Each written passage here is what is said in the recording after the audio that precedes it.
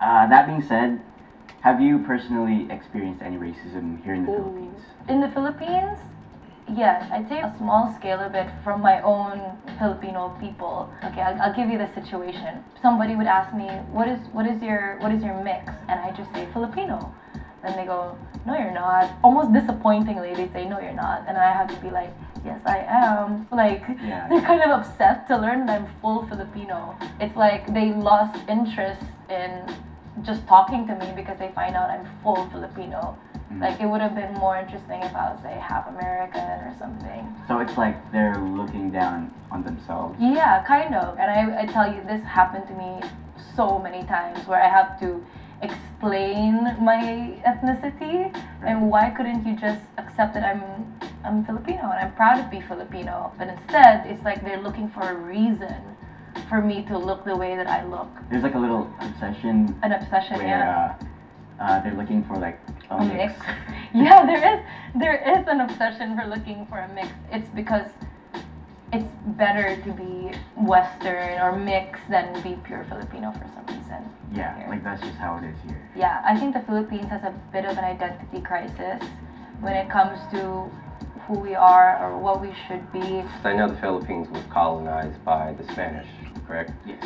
So it's very interesting to me being in the country colonized by the Spanish when I'm from a country colonized by Europeans. So the difference of seeing how that played out. We're stuck on our colonial mentality that we almost forgot who we were before that, and we're defined very much by Western standards. Well, I personally have not dealt with too much here. Everybody seems like they do get along, but also I'm very multicultural, and it's hard to call what I am. So that's why I think I haven't experienced it that much. I met a young kid when I first came here, and when he seen me, I guess from watching rap music and probably just seeing movies, he walked up to me and said, "What's up, my nigga?"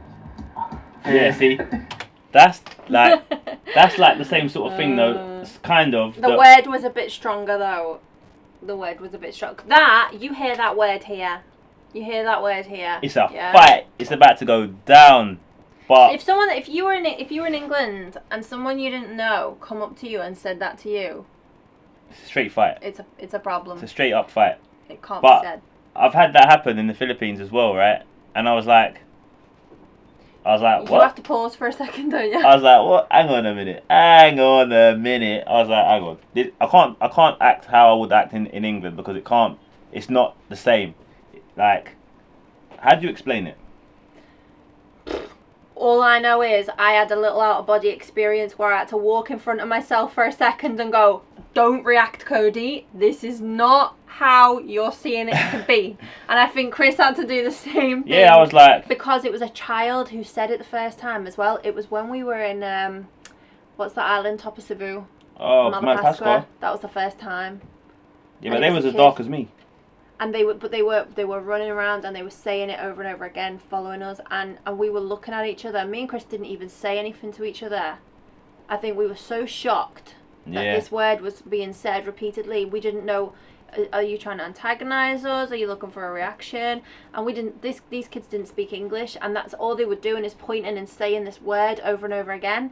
And we just were walking, looking at each other like, what on earth do we do in this moment? And we were like, just ignore it. Stop beating up the kids. Come here. Have some of that. But it was very much like a shocking situation. Yeah. I think as the years have gone on and basketball, like, you're best talking about this because it's you that's happened to, you and your brown self. So you're like the basketball thing and the way remember when we were in Santa Mesa, don't even question our Santa Mesa situation, but Santa Mesa, and we were walking around and and everyone was turning around and breaking their neck to look at us. Yeah. But it was more looking at you. And we didn't realise like how much of a massive part of Filipino life and culture basketball was, and how much of an influence it had on everybody. All their idols are black. Yeah. Like LeBron James, I get called LeBron James at least 100 times per trip. Per day. So when probably, to be fair. So when that happens, right? My first thing wasn't automatically to get on the defensive. It was, Well, they can't be racist because they all wear like basketball tops with LeBron on the back, or other. And most of the good basketballers just happen to be black, right? So it's not a racial thing because even the adults all play basketball. So they're all fans of like the black basketballers. So I knew from that respect it wasn't a racial thing. But I think they don't know how to what's the word? There's things that are acceptable to say and there's ways to say things, and the Philippines N-word in the Philippines is not one. like especially from the provinces as well. Yeah, it's the provinces. The provinces not cities. haven't, like, let's be honest, they haven't seen people like me before. Chances are, because we go out there into the real Philippines, right? So when you're going to places like, I don't know, I'm trying to think of a place that we've been, which is like really remote, like Pinatubo. No, not Pinatubo. They get a lot of things there. But there's places that we go anyway where there's not hardly any Bolinao, not many foreign tourism there. Pangasinan, same. Masbate, no foreign tourism there. Them sort of places, they don't see people. They don't see black people there. Tourists, especially, because obviously the original people. Yeah, and I know that in the Philippines they call the Aita tribe. They don't call them Aita all the time. You can call them Negrito. So, as far as I'm concerned, I'm just another Negrito to them, and to them it's normal because that's just what you call another word for the Aita tribe, right?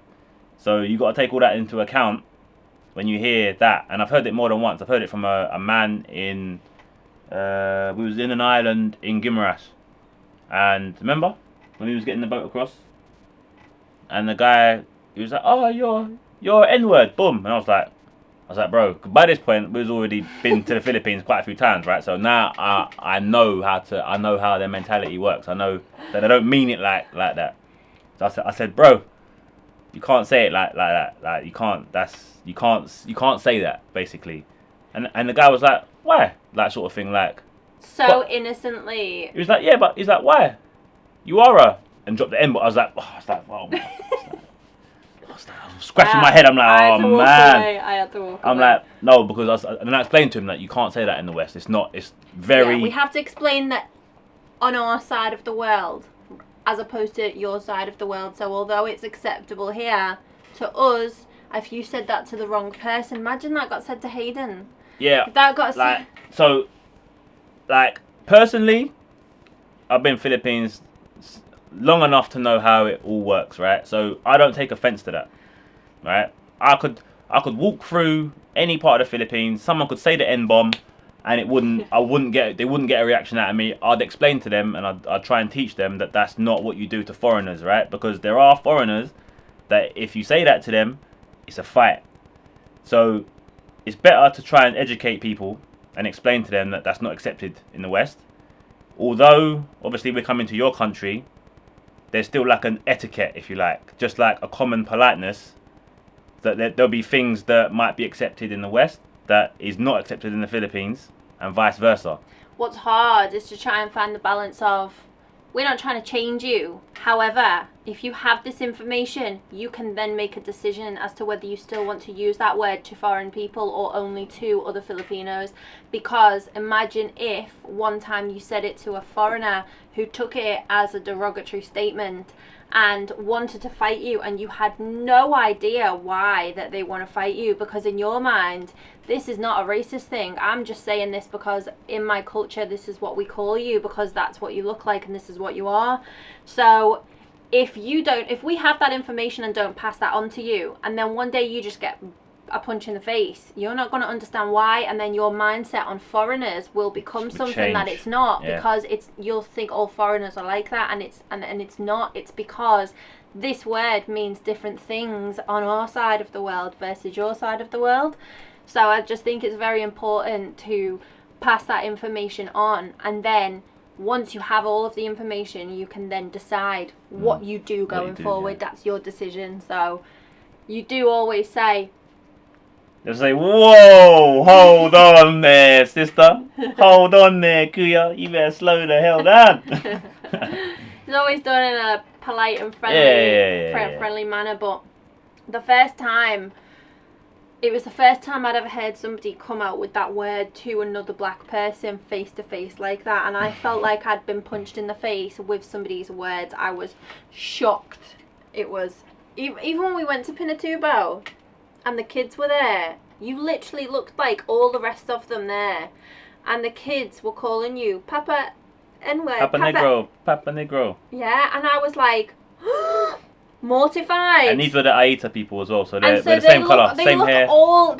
Chris literally could have just fitted right I'm in. just a bit He taller, looked that's all. exactly the same as them, and they were like, oh, and I can't even say the word because here it's not acceptable for me to say the word, and I was mortified. And then I'm thinking, you can't be mortified. You're literally in their village. They all look the same as Chris. Why would they be saying this? In that if it situation, was said, Cody was the odd one out. It was quite funny. Definitely the odd one out, but.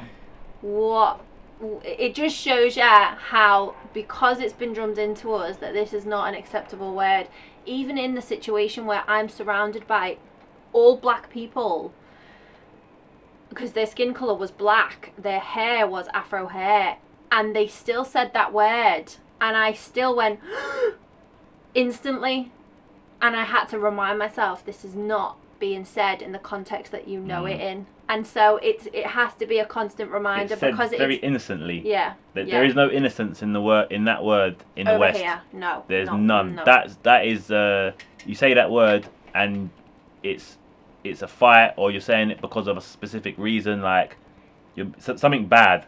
But over there in the fields, it's not said in that malice. It's said It's because said, that's what you are, if Yeah. you like. So it's like me calling Cody Matter-of-factly. white. Yeah. Cody is white, It's like someone going, "Oh, hi, white person." basically. And Basically. if someone said that here, I'd be like, "Why are you saying that?" Like, Yeah. I would be, "What? Why are you saying that? Why do you have to refer to me as the white person? Why am I not just like, hello, lady, or hello, girl?" But over there, I am a white person because everyone else is brown. Chris is darker brown. Filipinos are brown. I am white. So it's easy to differentiate me from the group by saying, "Oh, white lady," because that's what I am. But I think because of where we live and how it is over here, if we were over there and someone, "Oh, black man," I'd be like, That can't happen. because over here, if someone referred to you as "Oi, black man," you know that they're Fight. trying to antagonize It's a fight. you. But over in the Philippines, it's Yeah, not like that. It's said different. it very innocently. You have to have an open mind and be ready to kind of understand the culture and the background and the innocence of it when you go, in order to be able to retaliate in the correct manner. Otherwise, you're going to get yourself very hurt. Press that button, G. I don't consider that racist though. That's just what he sees as a little kid. Yeah. And it was actually kind of funny. You know, me, I don't take things that personal. Like somebody would have to say, "You nigga, get out of here." See? But no, I haven't seen any Context. racism since I've been here. Nothing but love, actually. It's the opposite. Exactly. You didn't consider it racist because the intent wasn't there. The intent wasn't there. Like he was just Perfect. saying it to make me feel a certain way. I mean, as a culture, black people put out these things. We're still out there saying, "Hey, what's up, my nigga?" I don't talk like that, you know. So when he came up to me, it was kind of offensive. I was taken back a little bit, but then at the same time, it was kind of funny because I knew why he said it. Yeah. You know, so that wasn't racist to me. Have you experienced any racism? You know, this is the weird thing about my case. Hindi naman ako mukhang Chinese ng buo. Hindi naman ako nagsasalita ng Chinese language. Wala akong pinapractice na Chinese culture. But just because I chose a nickname, and I have a surname that is Chinese, and I became Xiao Chua, sabihin nila, bakit ang kasaysayan ng Pilipinas ay itinuturo ng isang Inchik? Bumalik ka na sa China. This Xiao Chua is a Chinese-Filipino, and people like him are the reason why history in the Philippines is backward. The only treasure that I have, I mean, I'm not rich, I'm not powerful.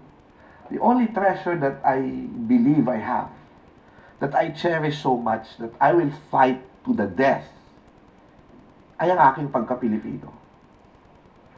And it's just because of this, pagdududahan mo ko. Just because I have Xiao Chua as my surname.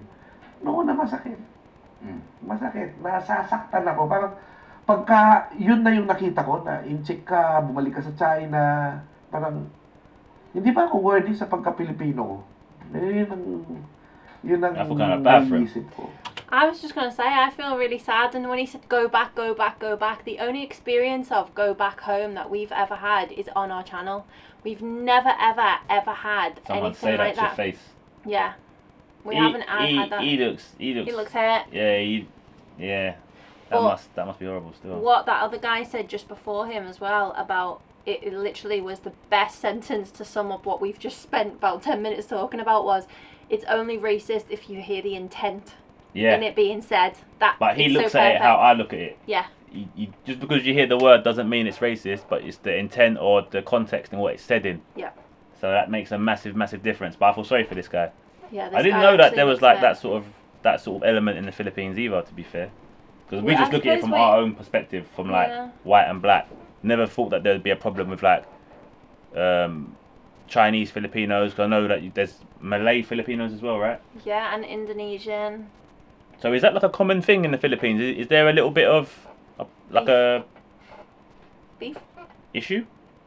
Yeah, but do you know what? I did think when this coronavirus thing started, I have seen and heard comments, even here at home, everywhere. I think it's like a worldwide thing about Chinese people going back to China because of the virus. And especially when the virus kicked off over in Philippines and we were still doing our videos, we had people commenting on some of our videos saying these China, because the first 2 cases in the Philippines, if I'm not mistaken, were 2 Chinese people who lived in the Philippines. Oh, was it? I'm almost certain. I don't know. And there was a lot of comments surrounding like they need to just go back to China. We wouldn't have like they're gonna bring it into our country. And I didn't at first see it as they're being racist to the Chinese people. I seen it as everyone has to pay for their own healthcare and is scared about the virus spreading within the country and people kind of not having the finances to like be prepared for that. But then as it went on, obviously like I only read it, never seen it, never heard it, never witnessed it myself. But that's a worldwide thing, I think, where Chinese people are concerned. But other than the virus, I've never seen or heard of this element of it. But that's because we haven't crossed paths. No.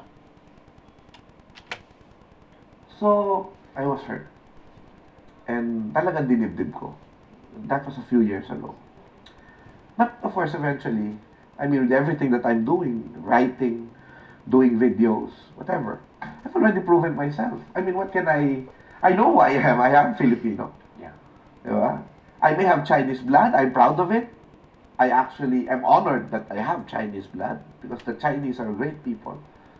But I'm a Filipino and I know who I am. So ngayon, pag sinasabihan na ako na ganyan, tinatawanan ko na lang. Pero kapag una ka talagang natol, talagang masasaktan ka talaga. Okay, so final question. With everything that's been said, how can we fix or how can we erase racism from Philippine society? Wow. You cannot erase it because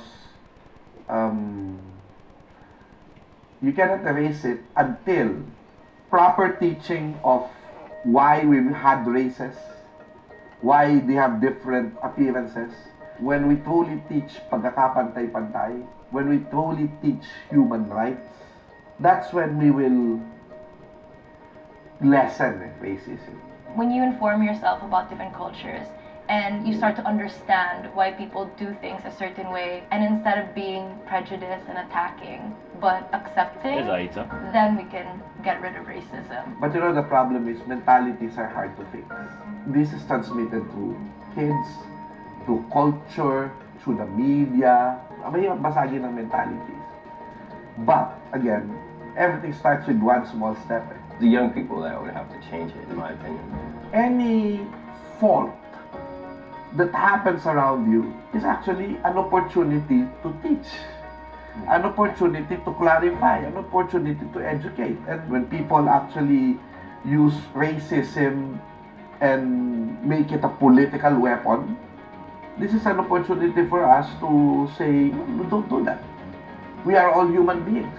It's very hard, long way to go, but it will never happen if we will not give our share in that one step, which is be nice to people.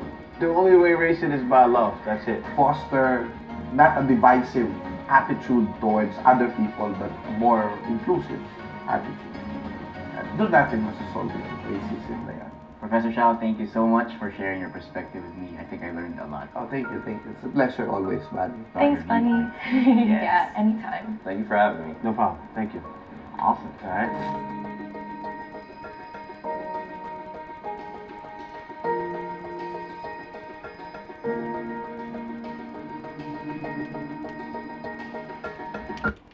That's a pretty good vid. That's a pretty good vid. I actually quite enjoyed that. Yeah, it was good. It was good because a lot of it was true about you shouldn't be going somewhere unless you're willing to have an open mind about different cultures and aspects of how people live and why they live the way that they do. And I think that that's where the kind of lines get blurred between like racism and just racism is a form of ignorance, I suppose. You're ignorant to like other people and their way of living life, what they look like, why, what, you know, that kind of stuff. And you can also be ignorant without being racist, which is in terms of going to another country and be like, oh, why do they eat with their hands? Or, oh, why do they, whatever. Just because you're picking on the fact that they eat with their hands doesn't mean you're being racist to them. It means that you're ignorant to their culture. And I think that there's a very fine line that gets very blurred when it comes to what is racist and what is just ignorance. And I think they pointed it out very well. I think that they were able to point out that, you know, I don't believe that the white skin thing is racist. I think it's just we are ignorant to why they think that. And obviously, unless you're taught a certain thing, you don't know it. You can't know something without learning it, being taught it. Someone's got to be willing to actually like gotta have a chat with you about it. That's why when we have them sort of things happen to us, we'd always try and like speak to the person and try and explain to them that that's not really accepted from our perspective. Do you know what I mean? So you can find like a common ground, and then they can understand, and then we can understand. So, like I said, this is why I'm not really offended when people say that word to me in the Philippines, because I know how it is there, and I understand why they say it. And then obviously I'll just try and explain to them that gotta be very careful about saying that to certain people, you know. But I think we've never ever experienced anything other than so much love. Yeah, this is like this is like less than 1%. It would be impossible to think that when those things are said to us, because the weird thing is they're saying them words and then they're like grabbing your arm to take you somewhere. So how can that be what we are jumping to straight away? Do you know what I mean? So you should not be traveling unless you have an open mind. You shouldn't.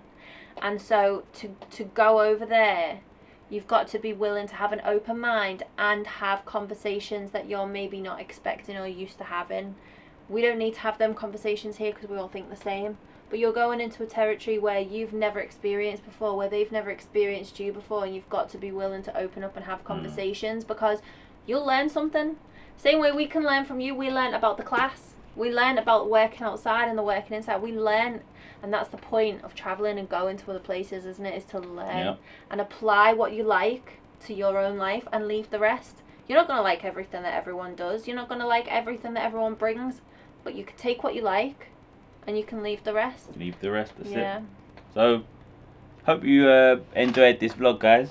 It's going to be interesting to see the comments. The comments are going to be crazy, right? So, we want to know like all your experiences and like what you think. Do you agree with what we said? Do you think that you're overreacting, or I'm curious to know who's overreacting? Like, do you think they're overreacting in like being offended by it, or I just want to know like, have you had any racist